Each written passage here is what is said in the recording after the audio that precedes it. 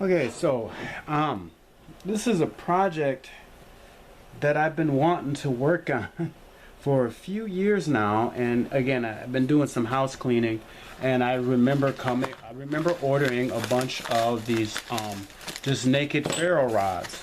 Okay, and these ferro rods, you can get them. I think ordered these from Amazon, and some years ago. And they just come straight like this. I guess you could carry them in your pocket, or like this, but then you need to have your striker. Now if you got a blade with you, then you can, just use this rod. But I was always thought, well, maybe I get some antler or get some wood pieces like I have here, and make a few, and maybe I'll put them up to sell. I don't know. I'm not the best whittler. I mean, for me, skills are only something you work on until you perfect them. So it's nothing for me to pick up whittling if I wanted to become a master at it. But, I already kind of started to taper the end here and shape it up to make it round. Just kind of taking off pieces here. I'll sand it down. I may even flatten the end here, but this is approximately 5 inches, so it's just enough for my hand. It doesn't have to be this big, to be honest with you.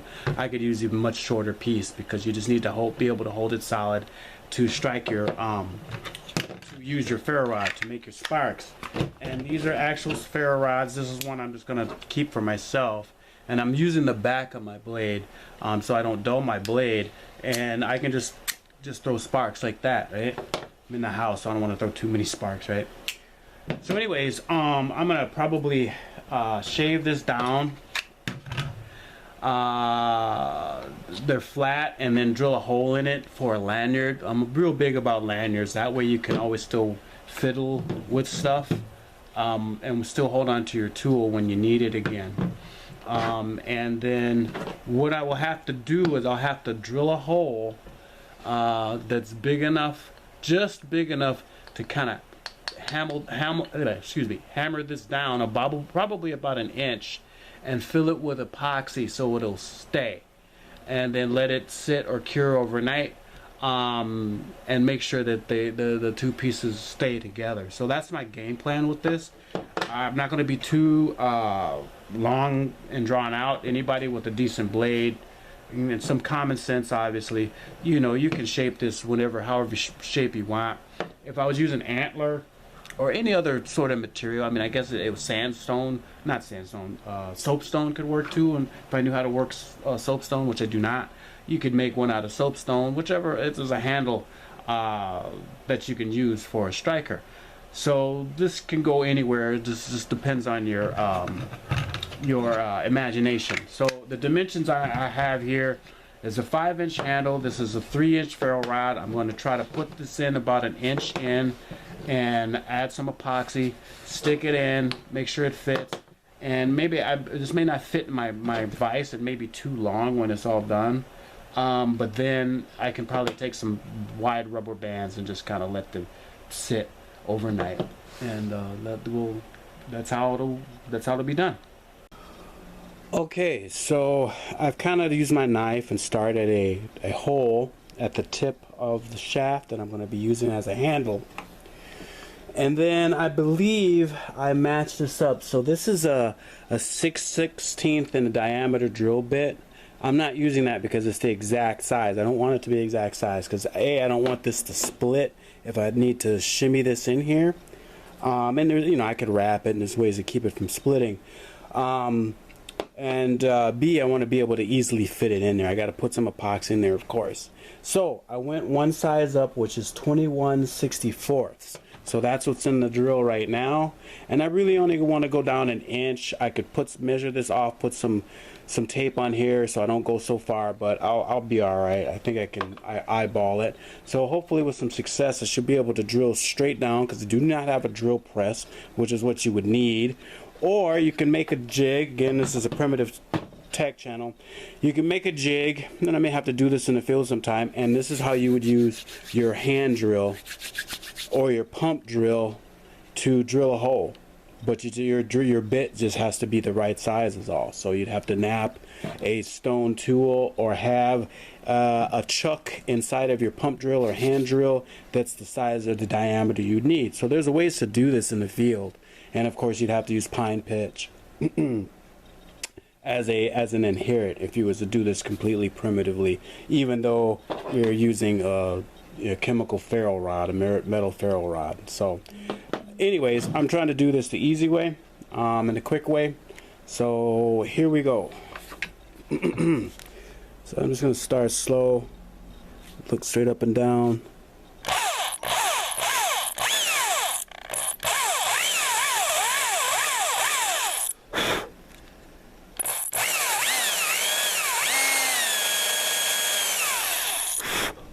Before I go too deep, I want to make sure that this will fit.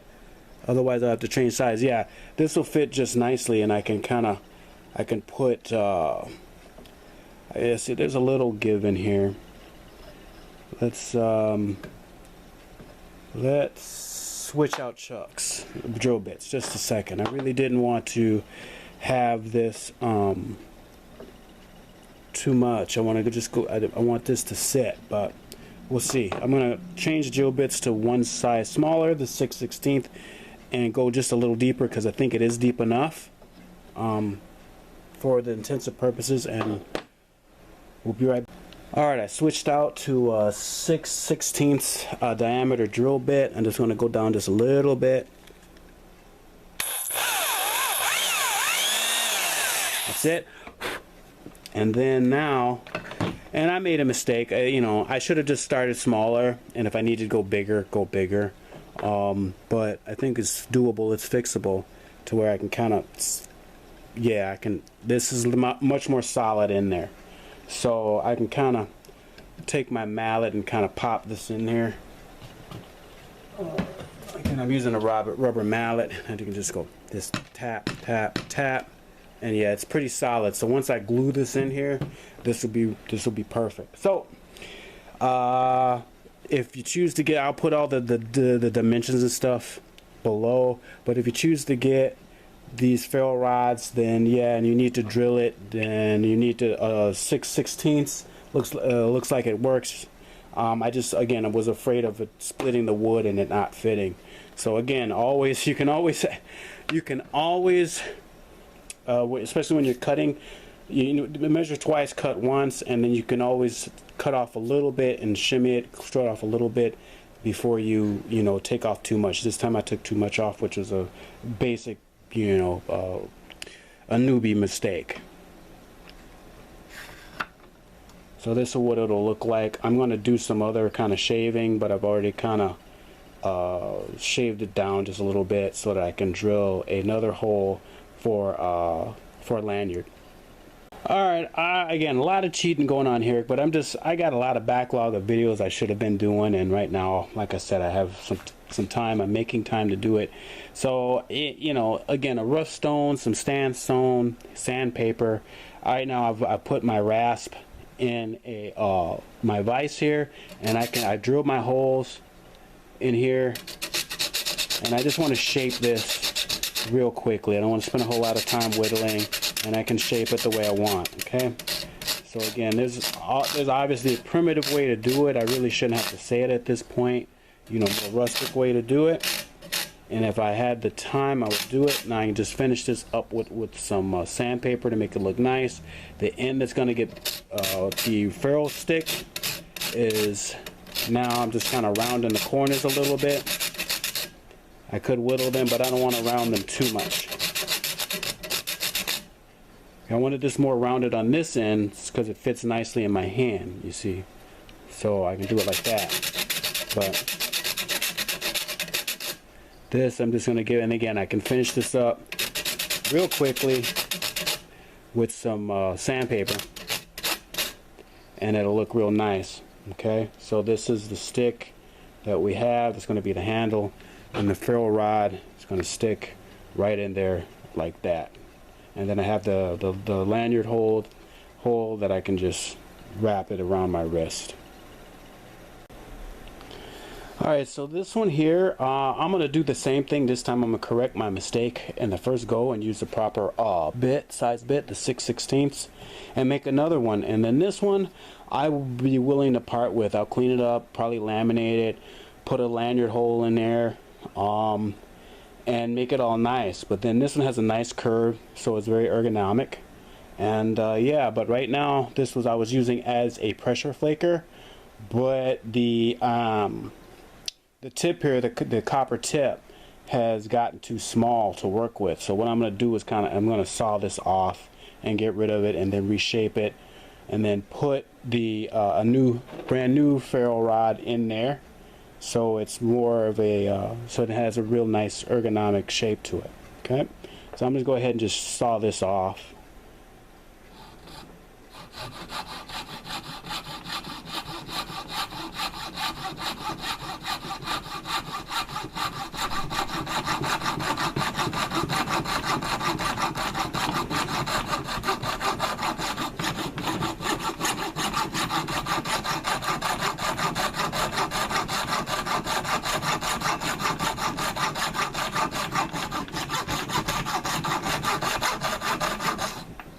Okay, I'm hitting the nail obviously, so go a little further up.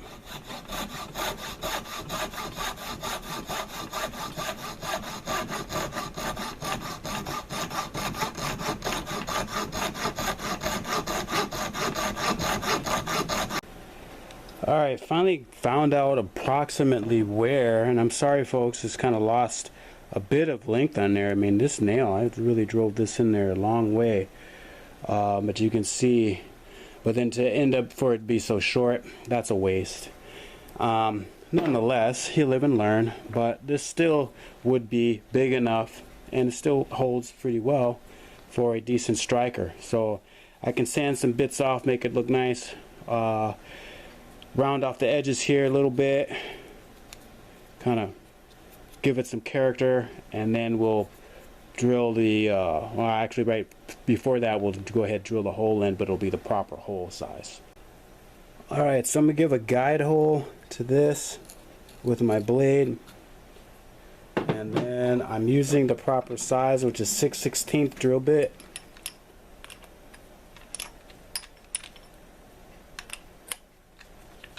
Just cinch this up in there nicely.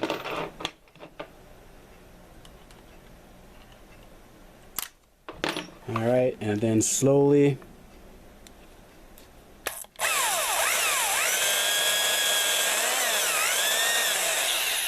before I get too far, let's get another ferro piece here, the one that is unused.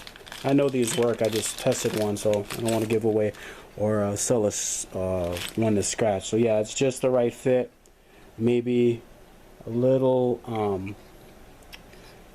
bit too loose, but not as big as the other. So I'm gonna go with that. Go in just a little bit deeper.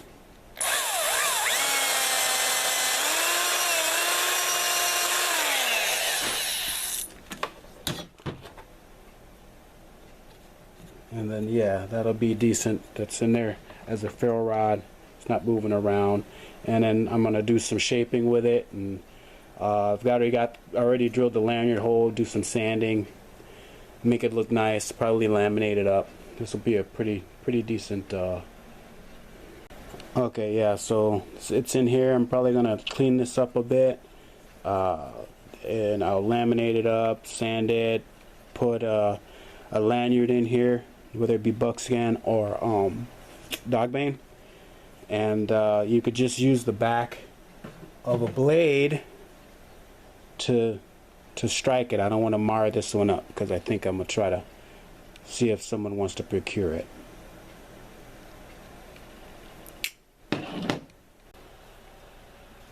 Okay, I got my epoxy here. Let's see. This is the one that I may put up for sale. Set this aside. We'll do the one that I, started out with.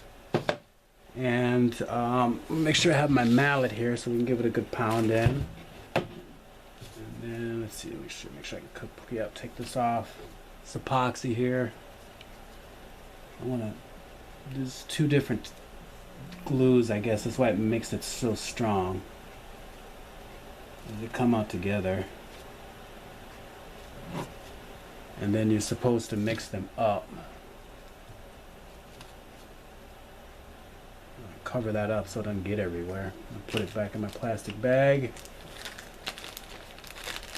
Keep it from getting everywhere.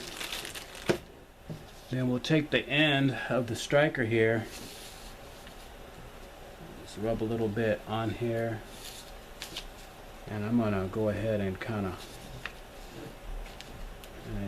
stir it up, because the two are supposed to mix. And the epoxy. And go in and how to fix this in there like that. Make sure it's all good in there. On the sides and things like that.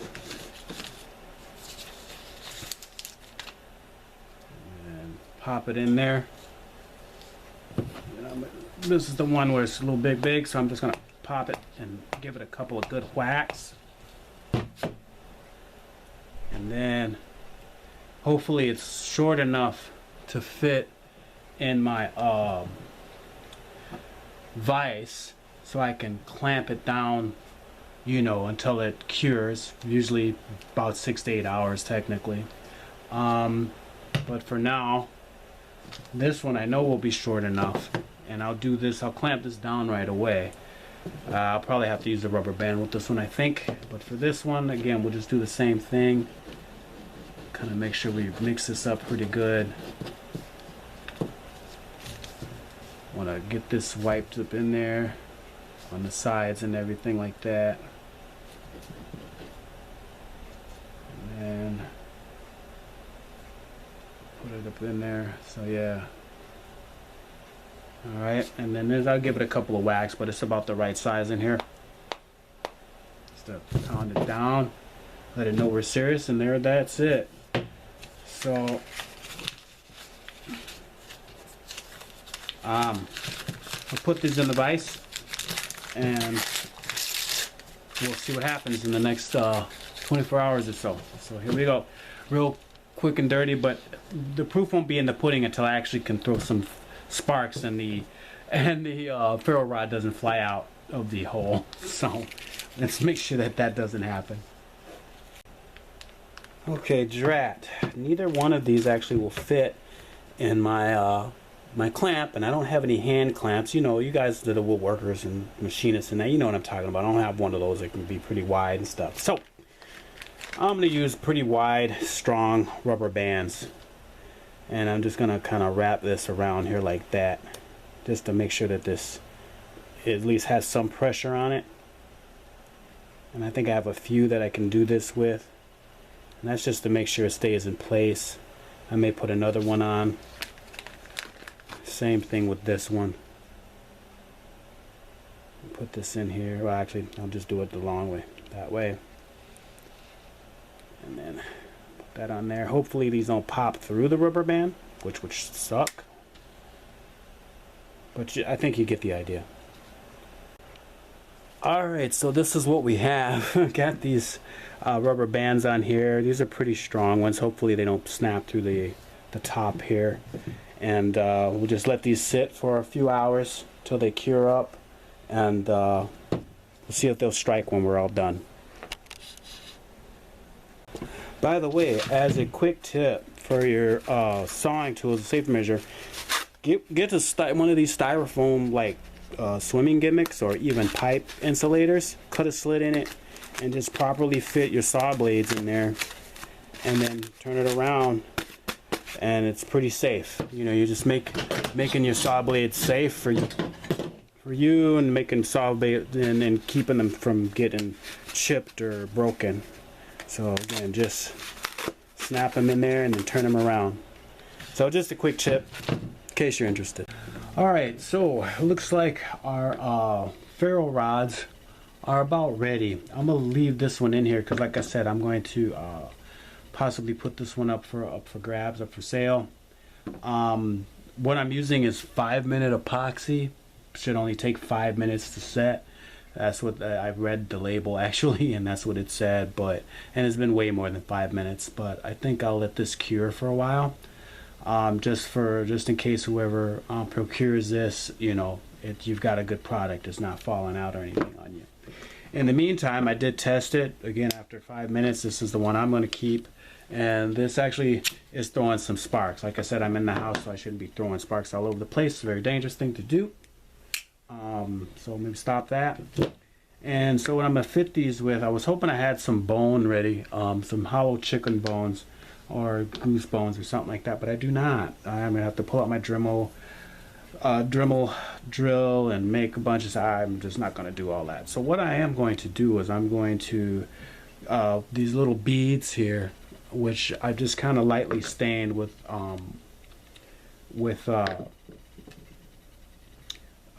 black walnut dye. They're going to be kind of the lanyard keeper. So I've got buckskin cordage. This one will have buckskin cordage as well, and this is buckskin that I made. And I want it so that this will fit around my hand properly. Okay, so like I said, I've got a little bead stopper here that cinches on here. For this to actually work, your cordage needs to be thick enough to kind of stop this. But I don't like to just cut cordage willy-nilly, because it is kind of a valuable commodity in bushcraft and crafting and things. So I want to make sure that this is going to be big enough to wrap around my hand, and this is where I'm going to put a knot in, right? So, and then I can cut the free area. And again, I'm just going to do an overhand knot, just like so, with both of these strands going through like that. And again, I can use a little bit of saliva to really make that nice and tight, and it's big enough for me to shoot my hand through there like that with little problems. And then this can cinch up to my wrist, so it really doesn't go anywhere if I'm needing to use this, all right, to throw a spark. Okay, and again, the technique is you want to pull it and kind of flick the spark into whatever you're trying to ignite. Okay, so flicking it, what will happen is, if you have a tinder bundle or something that's flammable that'll take the spark, if you use your blade, or even like, if I'm using the back of my blade or even a pair of scissors and I'm striking this out, I may knock everything down. The idea is to pull it and let the sparks, and then at the last minute to kind of flick it a little bit to get some extra friction in there to throw the spark. So pulling it back versus throwing it is a little better, more efficient, and you won't knock your tinder bundle over. Okay, just a little tip. And I am doing that left-handed. I'm usually doing it right-handed. There you go. So now we've got this little lanyard here. I can take the keeper off, and then I can snip this, and I will have enough cordage to do something else with. Okay, which again, the cordage is kind of a bit of a commodity around here. But there you go. It's a fire striker with a handle. And again, we use some modern tools and modern gluing materials like epoxy, but at least this has got a nice rustic look to it, and it should work pretty well. If you found this inspiring and you like this, please share it, like it, put a little something in the tip jar. PayPal, Venmo, and Cash App links are below. Thank you. All right, let me come back right quick. If you don't have a blade to strike, and I normally would you want to use the back of your blade. Hopefully it's carbon steel, or a striker, usually like the end of you cut off a old bandsaw or something like that, or a piece of chert, right? And piece of flint works, which is not actually flint, but it's the same thing. And again, you're just kind of throwing, right? I don't want to make a whole spray of sparks in the house especially, but hopefully you saw that. That's what you can use, a piece of rock that you find. All right, so I just wanted to throw that out there. Again, be safe with your fire making, and again, like, share, subscribe. Thanks.